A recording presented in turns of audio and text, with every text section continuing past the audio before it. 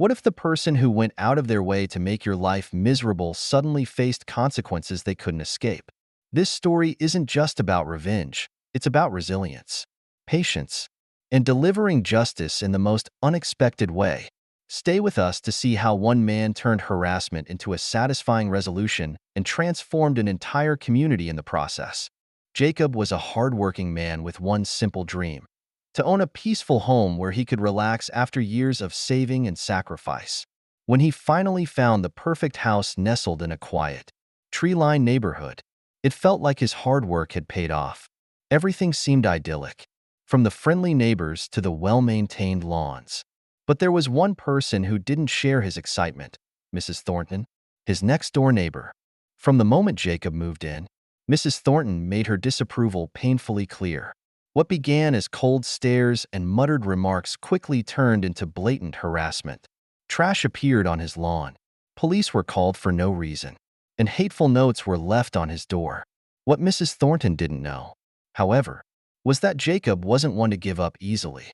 Armed with patience, strategy, and an unshakable determination, he turned the tables in a way no one saw coming. Jacob had always believed that hard work and perseverance paid off, and buying his dream home was proof. He had spent years saving and planning, imagining the joy of living in a peaceful, welcoming neighborhood. The house itself was perfect, a cozy home nestled in a quiet cul-de-sac with tree-lined streets and friendly neighbors. At least, that's what he thought when he first arrived. From the beginning, Jacob's next-door neighbor, Mrs. Thornton, made it clear she didn't think he belonged. Mrs. Thornton was known for her overbearing personality and self-appointed role as the gatekeeper of the neighborhood. She had lived there for over 2 decades and believed it was her right to decide who was fit to live nearby. At first, her disapproval was subtle. She would glare at Jacob as he moved in, muttering comments like, "Some people just don't understand what this neighborhood is about." Jacob tried to brush it off, thinking she might come around with time, but her behavior quickly escalated. One morning, Jacob found a note taped to his door: "People like you don't belong here. Leave now." It wasn't long before trash started appearing on his lawn, including bottles and fast food wrappers. When Jacob installed security cameras, he spotted Mrs. Thornton tossing the garbage herself. She didn't stop there.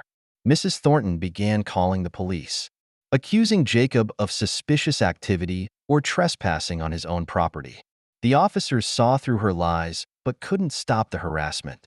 Jacob's once perfect dream turned into a nightmare. Despite the stress, Jacob stayed calm. He realized that reacting emotionally wouldn't solve anything.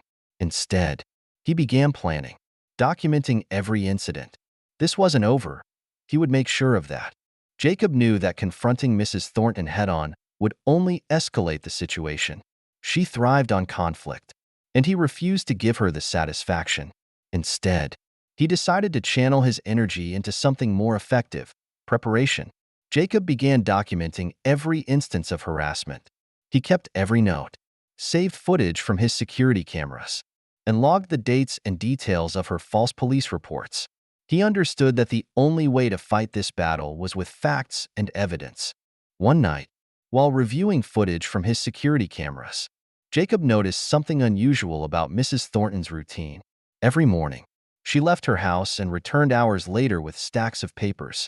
Her behavior piqued his curiosity, so he started digging deeper into public records. What he discovered shocked him. Mrs. Thornton's house was in pre-foreclosure. She was months behind on her mortgage payments, and the bank had already started the process of repossession. Realizing the opportunity, Jacob reached out to the bank managing her mortgage. He learned that the property would soon be listed for sale. Acting quickly, Jacob used his real estate connections to get ahead of other buyers. Within days, his offer was accepted, and he became the legal owner of Mrs. Thornton's house, all without her knowledge. This wasn't about revenge for Jacob. It was about reclaiming his peace of mind and creating a better environment for himself and his neighbors. By remaining calm and planning carefully, he turned Mrs. Thornton's hostility into an opportunity. He didn't have to confront her or stoop to her level. The groundwork was laid, and soon enough, she would have to face the consequences of her actions. Little did Mrs. Thornton know, The house she had used as a weapon against Jacob would soon no longer be hers. The day of reckoning arrived on a warm Friday afternoon. Jacob was outside mowing his lawn, enjoying the satisfaction of a well-maintained yard, when a black sedan pulled into Mrs. Thornton's driveway. Out stepped a man in a sharp suit carrying a leather folder. Mrs. Thornton, who had been watering her garden, looked up with a mix of curiosity and irritation. She walked toward the man, her hands on her hips. The man introduced himself as a representative of the bank. He handed Mrs. Thornton a set of papers and explained that her property had been sold. Confused and visibly agitated, she asked, "What do you mean? Sold? This is my house." Her voice grew louder as she flipped through the documents. Then came the question Jacob had been anticipating. Who bought it? The man glanced toward Jacob, who had stopped mowing and was leaning casually on his lawnmower. Watching the scene unfold, Mrs. Thornton's gaze followed, and when their eyes met, her face turned a deep shade of red. Realization dawned. She stormed over to Jacob, her voice trembling with rage. "How could you do this? You think you can just take my house?" she shouted. Jacob remained calm, his expression composed. "I didn't take anything from you," he replied evenly. "You made your choices, and I made mine." For Jacob, it wasn't about vengeance. It was about setting boundaries and reclaiming his life. Mrs. Thornton had spent months making his life miserable, but now the tables had turned. Neighbors peeked out from behind curtains, quietly reveling in the poetic justice of the moment. As Mrs. Thornton sputtered in disbelief, Jacob simply returned to his mowing.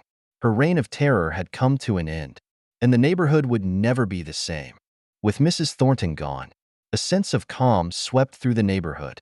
For years, her presence had cast a shadow over the community. People had avoided her confrontational gaze and biting comments, preferring to keep their distance. Now, with her house vacant and her influence gone, neighbors started coming together in ways Jacob hadn't anticipated. The first major change came just days after Mrs. Thornton moved out. Neighbors who had once exchanged only polite nods began introducing themselves to Jacob. An elderly woman from 2 houses down shared stories of how Mrs. Thornton had berated her grandchildren for playing too loudly. A young couple revealed that they had considered moving because of her constant complaints about their flower beds. Inspired by their stories, Jacob decided to foster a sense of unity. He organized a neighborhood meeting at the local community center, encouraging everyone to share their concerns and ideas for improvement. To his surprise, nearly every household participated. The meeting sparked a series of initiatives, including the creation of a neighborhood garden. Together, they transformed an overgrown, unused lot into a lush space filled with vibrant flowers, vegetables, and fruit trees. Block parties also became a regular occurrence, bringing together families, retirees, and new residents. Music, laughter, and the aroma of home-cooked food filled the air. For the first time in years, the neighborhood felt like a true community. Jacob also formed a neighborhood watch program, ensuring everyone felt safe and supported. A sense of trust began to replace the isolation and fear that Mrs. Thornton had cultivated. Her departure marked more than the end of her reign. It was the beginning of a stronger, more connected community. Jacob's journey hadn't just transformed his own life. It had brought hope and belonging to an entire neighborhood. Jacob's quiet determination and calculated actions didn't just impact his neighborhood. They created a ripple effect that reached far beyond the tree-lined streets where his story began. Word of his journey spread quickly. Neighbors shared their newfound sense of community with friends and family in other parts of the city.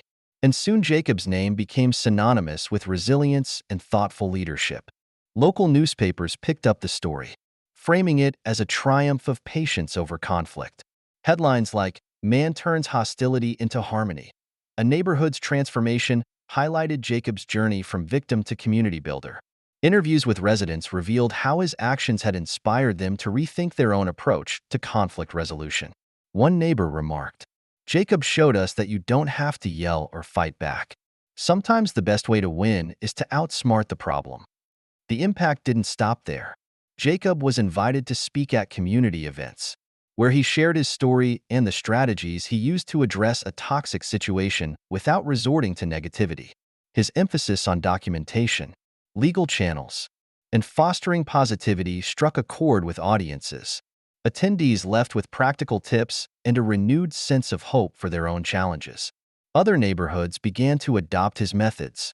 Community gardens, neighborhood watch programs, and councils modeled after Jacob's initiatives began springing up across the city. In some areas, long-standing tensions were eased as neighbors worked together on shared projects. Jacob's actions proved that one person's commitment to change could inspire an entire network of communities to come together. Though he never sought recognition, Jacob's efforts left an indelible mark.